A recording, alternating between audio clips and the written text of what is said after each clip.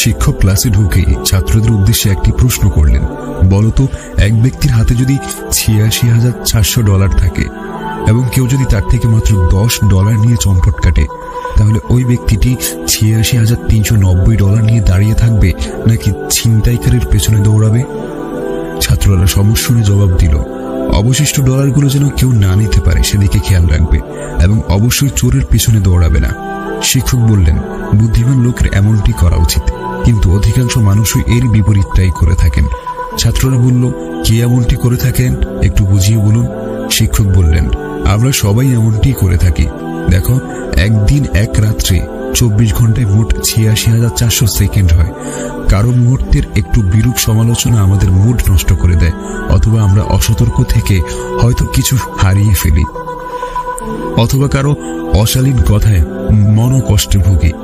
প্রতিশোধ নেয়ার চিন্তায় আমরা ঘন্টার পর ঘন্টা দুশ্চিন্তা ও হতাশায় কত মূল্যবান সময় নষ্ট করি।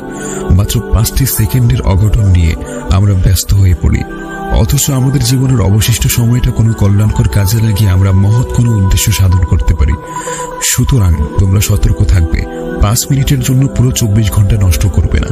তোমরা তোমাদের ভেতরের শক্তিটা কাজে লাগাবে, সবসময় মন মেজাজ ভালো রেখে কিছু করার চেষ্টা অব্যাহত রাখবে, আর অবশ্যই স্মরণ রাখবে, সেকেন্ড ও মিনিটের সমষ্টির নামই জীবন। লিখে রাখবে, সম্পদের চেয়ে সময়ের মূল্য অনেক বেশি। জীবনের যে মুহূর্তটি হারিয়েছে তা কখনোই আর ফিরে আসবে না। কবির কথায়, মানুষের হার্টবিট যেন অবিরাম বলে চলেছে, জীবন হলো সেকেন্ড ও মিনিটের সমন্বিত সমষ্টি।